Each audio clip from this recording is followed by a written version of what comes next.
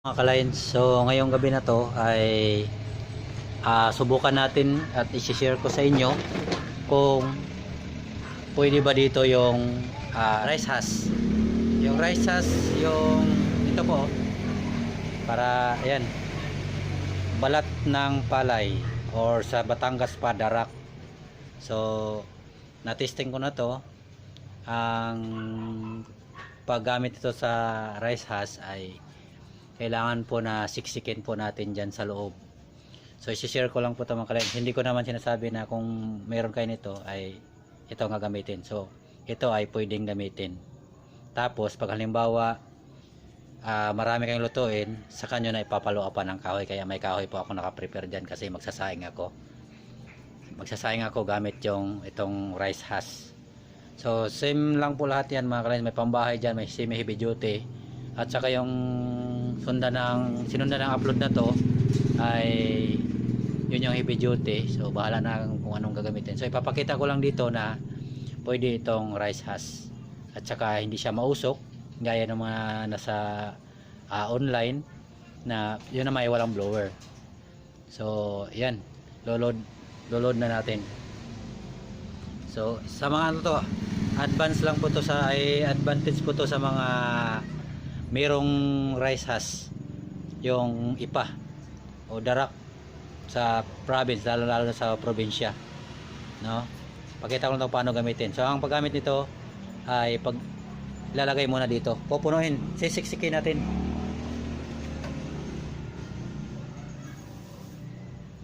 Makati po yan mga ka-Lions.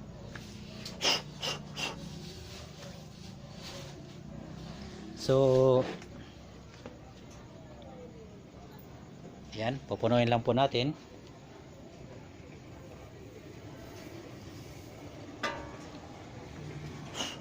Yan, try ko talaga mga ka-Lions para makita nyo talaga. To see is to believe nga ang tinatawag nga. Tapos halimbawa naman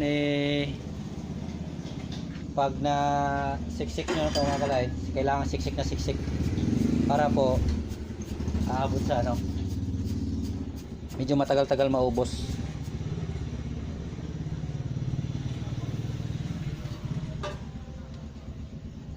So gaya nga ng sinasabi ko nung una, at na-try ko na yung isang puno nito at siksik ay umabot ng 30 minutes.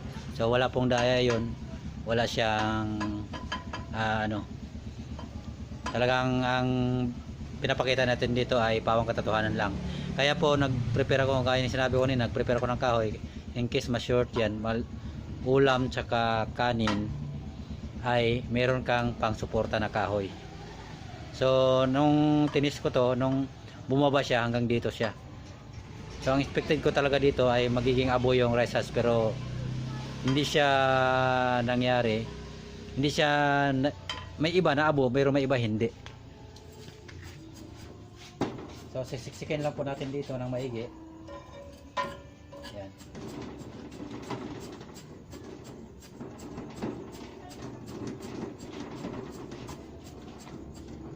Kasi ito pag siniksik yung mga ka-Lions, ano siya, parang bounce. Kaya kailangang siksikin talaga.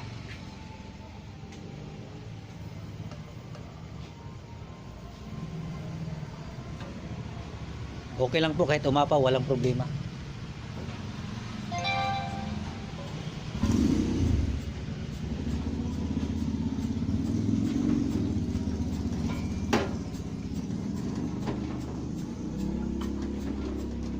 So ang gagamitin ko dito, gas din, kung papel, medyo matagalan.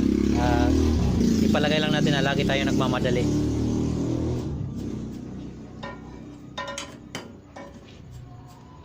Saka ito, hindi to bago sa mga, lalo na pag taga probinsya ka, hindi to bago. Ito po ay maraming paraan or diskarte kung paano to paliyabin, itong rice husk.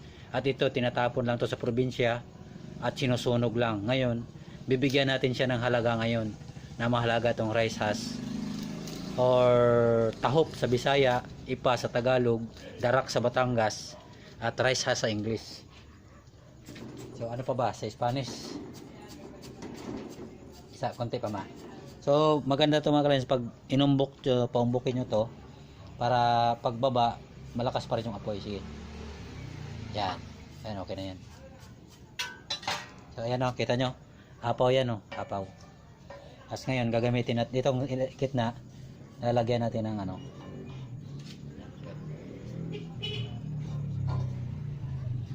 hindi mo na akong pakita kasi nakahubad kasi ako kasi mainit. Okay, naiwas-iwas ako sa camera mga kalay. Yan, buwasan natin kunting-kunti lang po mga gas. Pwede rin paikutan para mabilis talaban kasi alam mo naman pag ipa tuyo po ha, hindi yung basa, baka sa langan nyo ng basa magmukha akong sinungaling yan kasi hindi natin yan. So saka nyo buksan yung blower pag yan po'y umano na at makikita nyo yung kasi yung nakita ko kanina nung tinisting ko ay meron siyang, ewan ko lang kung baka puro blue flame na yung mata ko. Ngayon malalaman nyo ngayong gabi sa sinaing. Alam ko sa tansya ko sobra-sobra ang isang ganito sa saing lang, baka kakayanin na yung pang-ulam. So hanggang ganun naman estimated lagi sa probinsya. Ngayon po bubuksan natin yung pinakamahina sa blower. Yan. Gaganyan, pag may gumanan yung apoy, ibig sabihin may hangin na po yan.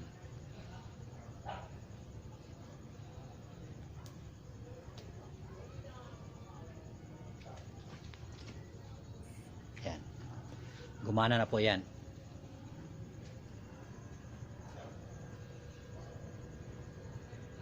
Dayon natin yung gas baka abutin.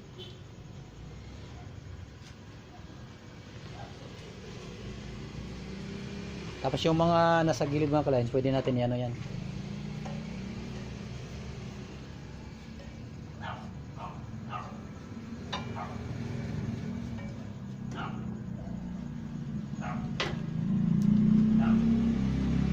Ayan po. Antayin lang natin ang ano yan. Konting minutes lang. Minutes. Para masakop na niya yan. Pero putusin pwede na po natin salangan yan. So ayan yung kanin ko, kanina pa yan kasi may tumawag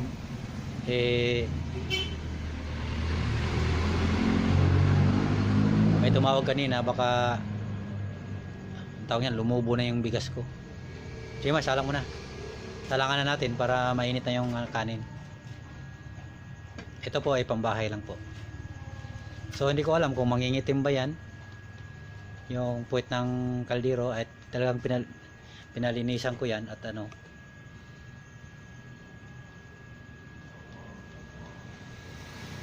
So ayan po yung itsura ng rice husk. Kagandahan nito, wala siya pong usok pag ano. So ang sunod namang ititesting ko yung sodas, yung pinaglagarian. Ito po yung sunod na itesting natin mga boss. Ayan po, unti-unti na po siyang tinalaban at medyo mauling nga po pag ano, pag nasa ano pa siya, ayan o. Mauling siya pag medyo bago pa yung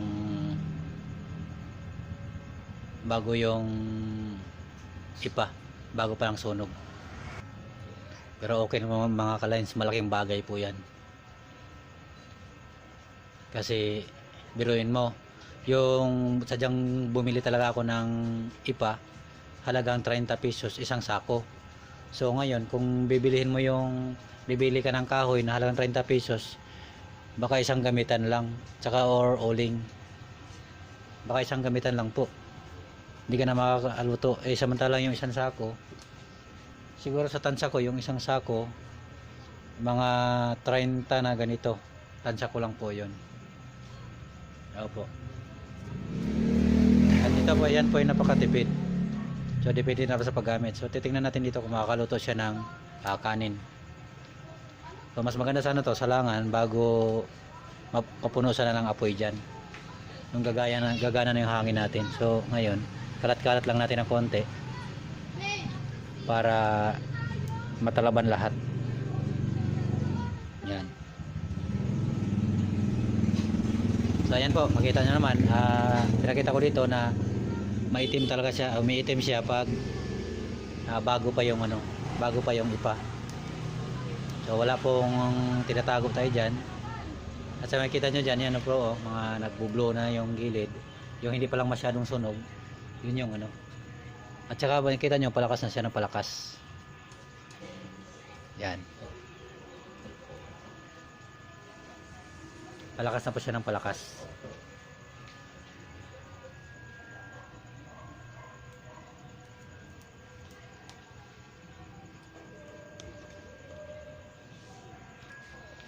Ayun po, kung halimbawa may diskarte dyan para hindi mangitim yung puwet ng kaldero, pwede natin pababain muna yung rice husk para maganda na po yung apoy. Sa ngayon, basta unang sunog niya, talagang may kasamang itim po yung ano, yung dala ng apoy. So ayan po, ayan makikita mo, sinasabi ko sa inyo po, ayan. Ayan oh. Na medyo nagbo-blow siya. Ma, tayin mo yung ilaw.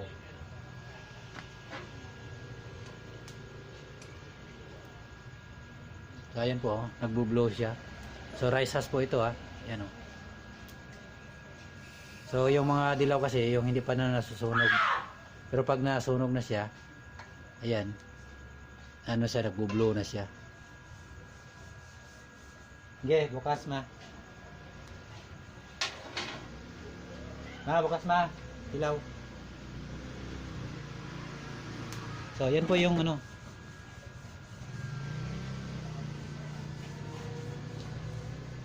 Yan po yung apoy ng rice husk.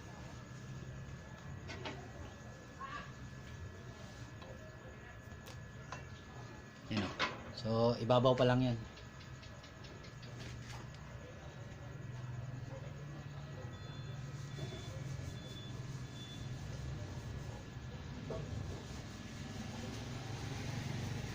Diba kung halimbawa nasa probinsya po kayo at marami sa mga gilingan ay talagang ano, ang ganda nito po, hindi ka na problema sa panggatong.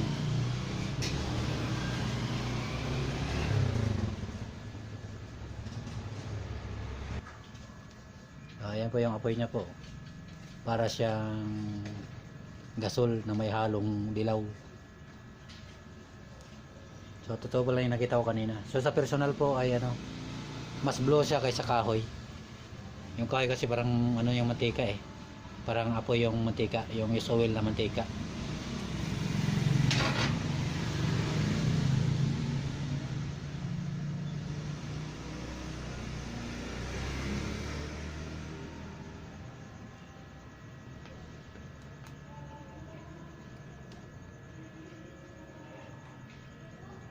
Tsaka ito pala mga kalahim, ito pwede gamitin nyo sa labas yung malakas ang hangin. Kasi naaanod siya. So sinasabi ko, pinapakita ko dito yung totoo. Pero pag sa loob ng bahay naman to, wala problema kasi wala siyang usok. Wala din siyang ano, amoy. Kaya pwedeng pwede dito sa loob ng bahay.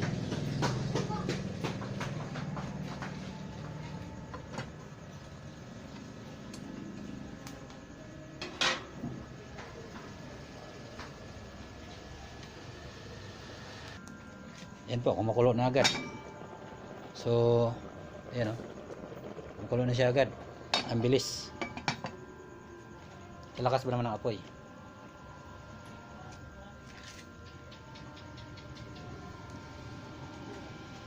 Bubulwak na.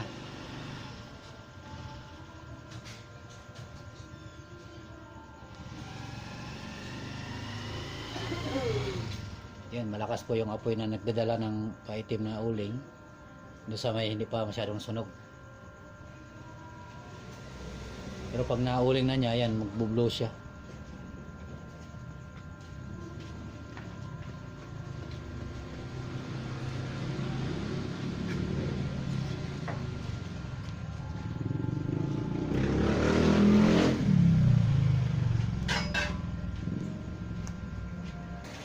Ito pala mga kalahin, so yung ano niya, yung abo. Yung ko abo ba to, ano, kasi ano na siya eh. Yan, kumutulo-tulo na yung ating ano.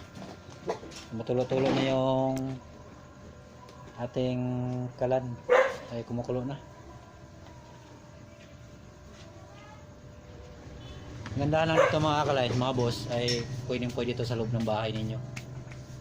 Mas okay ito gamitin kaysa kahoy.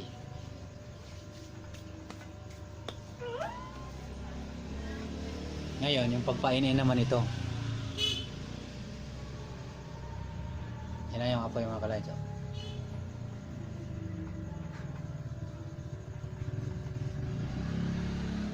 So hindi pa siya na ano, talagang yan, nadadala siya ng hangin. Malakas ang hangin dito eh. May bagyong parating. Ngayon po, gaya ng sinabi ko nung unang mga video ko, pag ayaw nyong mangitim yung inyong kaldero, ay dapat pasunugin mo na lahat ng ibabaw. Sinalang kasi natin na ano na eh, na pasunog pa lang. Yung uling lahat na itong ibabaw ay talagang ano na yan, hindi siya mangingitim. Ayun po, nakita nyo naman na may ibabaw na yung apoy. Halos nga mamatay na yung apoy sa sobrang hina ng blower. So, simple lang ba yan, kulo-kulo na oh.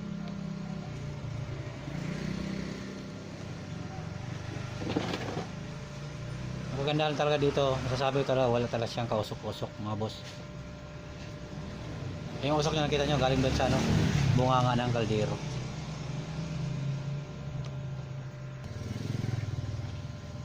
Ayan o, tingnan mo mga boss, lumulutang yung apoy niya. Wala kang makita dito sa bandang ilalim. Parang gas yan na ano. Ewan ko paano nangyari, basta ganyan na nangyari yan. Kaya ano sinasabi ko sa mga boss, mas maganda umapaw yung rice husk niya, yung ipa, lampas sa bunganga para yung apoy malapit sa kaldero. Ngayon, pag gusto nyo pababain yan, susundutin nyo yan, bababa yan. Yung apoy naman din, bababa siya.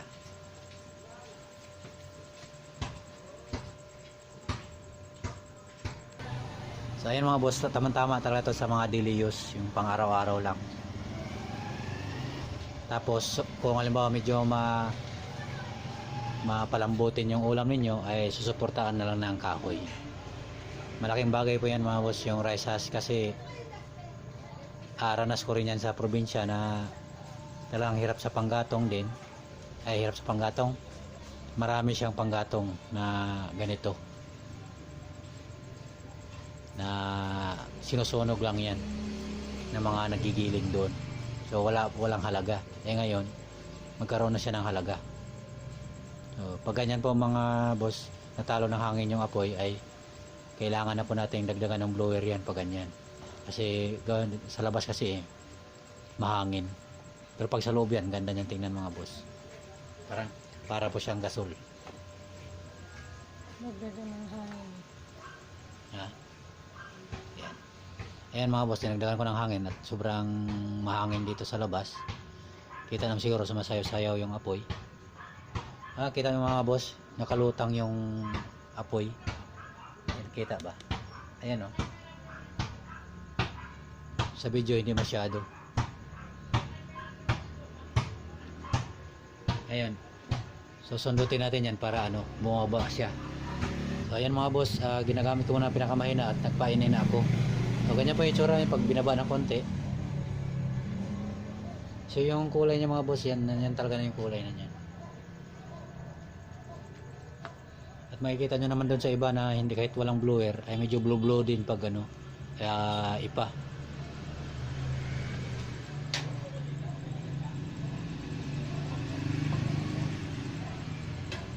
So ibig sabihin mga boss, pag halimbawa 1 kilo ang sasaingin mo sa isang saingan, kasya na po kasama na ang ulam. Ang ulam mo ay prito or sinabaw, kasya na po isang ganito, isang kargahan. So malaki pong nasisave ninyo, kasi pag uling halagang 30, baka isang salangan lang, or sa isang araw kung kulangin yon, yung 30 na yon. So dito na ako, kahit ako dito na ako mga boss, kahit sa kahoy dito ako, dito ay pagpalit sa kahoy yung rice husk. So ang kaganda lang nito, optional. Kung marami kang kahoy, kahoy. Kung marami kang source ng ipa po kayo. Kung marami kayong uling, uling. Ganun lang po. So nagiging ano na to, yung kala natin nagiging ano na ang tawag niyan, multifunction, o kung sa test pa, all of the above. Opo. So yung silain ko pala mga boss ay nasa ano lang yan, tatlo or dalawang takal kasi may bahaw pa kanina, kaya ganyan lang. Kasi dapat nga hindi na ako magsaing, kaso lang kasi hindi na ako nakain sa gabi, eh nagsaing ako para matest lang talaga. Eh ito sasangagin na namin bukas, maging bahaw na rin to kasi mga anak ko lang kakain ngayon, tsaka aking asawa kung gusto niya. So painin na po yan, ganyan na mga boss, painin. Ayan, napakarami pa yan. So iinitin namin yung ulam na may sabaw, iinitin natin para so hindi na nagamit yung ating extra na kahoy dyan, diba? So nakita nyo naman kasi hindi ako sure kung kakasya siya sa kanin. Siguro kung mga kaya sinabi ko kanina na 1 kilo, baka magagamit kayo ng kahoy pang suporta, naka-ready para hindi kayo mabitin. So pag kaya po ito nakaangat mga boss, to isisiksik nyo yan dyan. Alam mo na sa probinsya maraming sanga. Ito kasi nakukuha ko dun sa mga retaso dun sa gumagawa ng furniture, mga retaso yan, tapos chinachop ko lang, madali siyang ano yun, tapos ihulog ko lang dyan pag nabibitin. So ayan po, hanggang dito lang kasi napakahaba na yung ating video at baka wala nang manood sa sobrang haba at mabuboring. Maraming salamat po. Salamat po sa aking mga buyers, at kung sino pong interested, meron pa naman tayong stock po.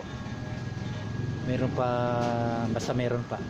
Yung heavy duty po ay made to order po tayo.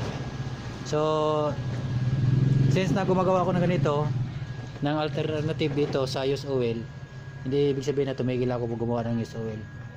Totoo lang po, meron na pa akong naka-schedule na heavy duty 10 inches. So ayun, maraming salamat kay Lord sa blessing. Mga boss, yung apoy niya. So ito iniinit ha.